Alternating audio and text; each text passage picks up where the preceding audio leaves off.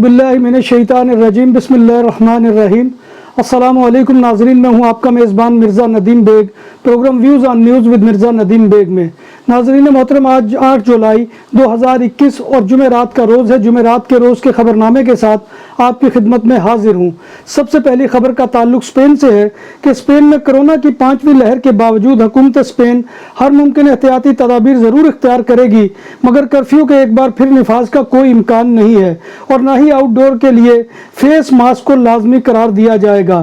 ان خیالات کا اظہار وفاقی وزیر صحت کیرولینا دیاس نے کیا۔ انہوں نے کہا کہ پرہجوم مقامات پر فیس ماسک کو پہنا جائے اور سوشل ڈسٹنس کا بھی خیال رکھا جائے تاکہ کرونا وائرس مزید نہ پھیل سکے۔ اسپین کی وزارت صحت نے گزشتہ 24 گھنٹوں کے دوران 17,384 نئے کیسز کے بارے میں اطلاع دی ہے اور 451 مریضوں کے ہسپتالوں میں داخلے کی تصدیق کی ہے۔ کووڈ مریضوں کی وجہ سے ICU 6.5% مصروف ہیں، جو گزشتہ روز کے مقابلے میں کم ہے۔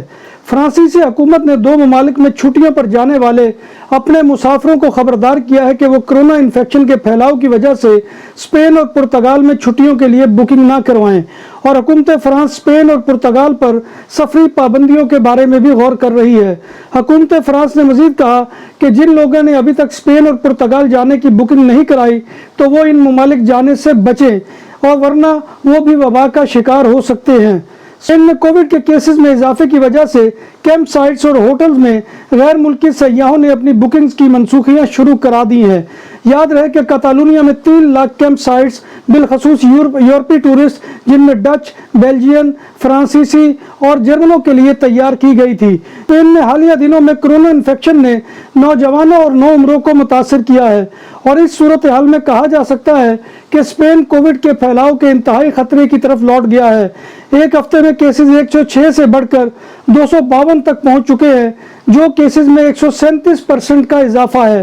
20 سے 29 سال کے ایج گروپ میں کیسز کا اضافہ 814 تک بڑھ گیا ہے، اور 12 سے 19 سال کے ایج گروپ میں کیسز کی تعداد 729 ہو گئی ہے۔ کاتالونیا میں کیسز کی تعداد 20 سے 29 سال کے ایج گروپ میں زیادہ کیسز کا انکشاف ہو رہا ہے۔ اس کے بعد کنتابریا، کاستا ای لیون اور آستوریا ہے، جہاں پر 12 سے 19 سال کے ایج گروپ کے کیسز کی تعداد بڑھ رہی ہے۔ حکومت اسپین نے خبردار کیا ہے کہ اگر نوجوانوں نے احتیاط نہ برتا تو لامحالہ انہیں ہسپتال میں داخل ہونا پڑے گا۔ اسپین کے صوبہ کاتالونیا میں لگاتار دوسرے دن کووڈ-19 کے کیسز میں ریکارڈ اضافہ دیکھنے میں آ رہا ہے۔ آج جمعرات کو تازہ ترین اپ ڈیٹ کے مطابق 7,866 مزید پازیٹیو کیسز کی تصدیق ہو گئی ہے، جو بدھ کے روز رپورٹ کردہ 7100 کے فگر کو پیچھے چھوڑ گئی ہے۔ جولائی 2021 کے پہلے ہفتے میں اب تک 37,996 کرونا کیسز سامنے آ چکے ہیں۔ جون کے پورے مہینے میں سامنے آنے والے کیسز کی کل تعداد 27,911، جبکہ مئی میں یہ تعداد جون کی نسبت کم تھی۔ اس وقت کیسز کی تعداد 25,743 تھی۔ کاتالان ہیلتھ ایجنسی نے اعلان کیا ہے کہ اگلے ہفتے سے کرونا کے اینٹیجن ٹیسٹ فارمیسیز پر بھی ہوں گے۔ کاتالونیا میں ابھی تک کرونا کے ہونے والے ٹیسٹ کی کل تعداد کے 19% ٹیسٹ پازیٹیو آ چکے ہیں۔ اسپین کے بلیارک آئس لینڈ کی حکومت کا کہنا ہے کہ وہ کووڈ کے پھیلاؤ کے باوجود سخت پابندیوں کا اعلان نہیں کر رہی اور موجودہ اقدامات 26 جولائی تک جاری رہیں گے۔ ہفتہ کے روز سے بلیارک آئس لینڈ پر شراب نوشی کی انلیگل پارٹیوں کو روکنے کے لیے دکانوں اور پیٹرول پمپس پر شراب کی فروخت رات 10 بجے کے بعد اس پر پابندی نافذ کر دی گئی ہے۔ بارسلونا کے علاقے اسپیراگیرا میں پولیس موسس اسکواڈرا نے ایک 12 سالہ نوجوان کو گرفتار کیا ہے اور ان نوجوان کو عدالت نے جیل میں بھیج دیا ہے، جس نے اولوسا دے منسرات کے مکان میں ڈکیتی کی، اور اس دوران اس نے گھر کے مالک پر بے ایمانہ تشدد بھی کیا، جس سے مالک مکان زخمی ہو گیا۔ بعد میں نوجوان ڈکیت مکان سے الیکٹرانک گیجٹ، قیمتی سامان اور نقدی لے کر فرار ہو گیا۔ بعد ازاں پولیس نے مجرمانہ ریکارڈ کے حامل ملزم کو گرفتار کر لیا ہے۔ یونانی دارالحکومت ایتھنز میں بدھ کے روز ہونے والے ایک چاقو حملے میں 4 افراد زخمی ہو گئے ہیں۔ یونانی حکام کے مطابق مشتبہ حملہ آور کو گرفتار کر لیا گیا ہے۔ حملہ آور نے ایک گروسری اسٹور کے باہر لوگوں کو بڑے چاقو سے نشانہ بنایا تھا۔ حکام کے مطابق حملہ آور ایک یونانی شہری ہے اور زخمیوں کو ہسپتال میں منتقل کر دیا گیا ہے۔ برطانوی محکمہ صحت کا کہنا ہے کہ برطانیہ میں 24 گھنٹوں میں 33 اموات ہوئی ہیں جبکہ 32,548 افراد بیمار ہیں۔ محکمہ صحت کے مطابق برطانیہ بھر میں 86.4% کو کرونا ویکسین کی پہلی ڈوز لگا دی گئی ہے۔ 64.6% افراد کو دوسری ڈوز بھی لگا دی گئی ہے۔ جب بات ہو 100% حلال کھانوں کی تو ایک ہی نام، عادل تندوری ریسٹورنٹ۔ بارسلونا میں مہمان نوازی کا پہلا نام عادل تندوری ریسٹورنٹ، بر صغیر کے روایتی حلال کھانوں کا مرکز۔ گرل تندوری روسٹ، چکن اور مٹن ٹکا، سبزیاں اور تڑکے والی دالیں، رس ملائی اور فالودہ۔ قاری عبدالرحمن کی فخریہ پیشکش، غریب و امیر کے لیے۔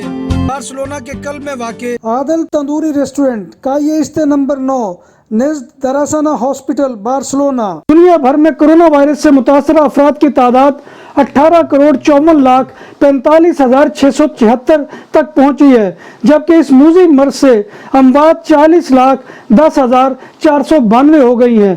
کرونا وائرس کے دنیا بھر میں 1,16,53,607 مریض ہسپتالوں، کوارنٹین مراکز میں زیر علاج اور گھروں میں آئسولیشن میں ہیں، جن میں سے 77,685 کی حالت تشویشناک ہے، جبکہ 16,97,81,577 کرونا مریض صحت یاب بھی ہو چکے ہیں۔ کرونا وائرس کی تبدیل شدہ شکل ڈیلٹا ویرینٹ جرمنی میں تیزی سے پھیل رہا ہے۔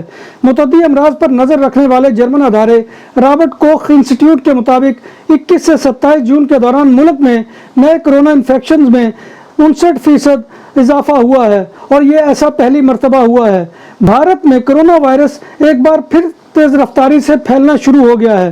بھارتی وزارت صحت کے مطابق گزشتہ 24 گھنٹوں کے دوران 45,892 نئے افراد اس میں وائرس کا شکار ہوئے ہیں، جبکہ اسی عرصہ کے دوران کووڈ-19 کے سبب ہلاکتوں کی تعداد بھی 817 رہی ہے۔ آسٹریلیا کے شہر سڈنی میں ڈیلٹا ویرینٹ کے پھیلاؤ کے پیش نظر بدھ کو لاک ڈاؤن میں مزید ایک ہفتے کی توسیع کا اعلان کیا گیا ہے۔ اس سے قبل سڈنی میں 9 جولائی کو لاک ڈاؤن کی مدت ختم ہونی تھی، جسے بڑھا کر اب 16 جولائی تک کر دیا گیا ہے۔ فرانس میں اسلام پر تنقیدی ویڈیو بنانے والی لڑکی کو آن لائن ہراساں کرنے کے الزام میں 11 افراد کو سزا سنا دی گئی ہے۔ فرانس نے سائبر بلنگ کے کیس سے نپٹنے کے لیے ایک نئی عدالت قائم کی تھی۔ مجرم ٹھہرائے جانے والے 11 افراد میں سے ہر ایک کو $1,770 جرمانہ بھی ادا کرنا ہوگا، جبکہ ان کی جیل کی سزا معطل کر دی گئی ہے۔ ہیٹی کے صدر جونیل موئز کے قتل کے بعد 4 مشتبہ افراد کو ہلاک کر دیا گیا ہے، جبکہ 2 دیگر افراد کو گرفتار کر لیا گیا ہے۔ گزشتہ روز نامعلوم حملہ آوروں نے 53 سالہ صدر کو ان کے گھر میں گھس کر فائرنگ کا نشانہ بنایا تھا۔ صدر کی اہلیہ مارٹن موئز بھی زخمی ہوئی تھی، جنہیں علاج کے لیے امریکہ منتقل کر دیا گیا ہے۔ حج کی تیاریوں کے باعث عمرہ کرنے والوں کا بھی حدود خانہ کعبہ میں داخلہ عارضی طور پر معطل کر دیا گیا ہے۔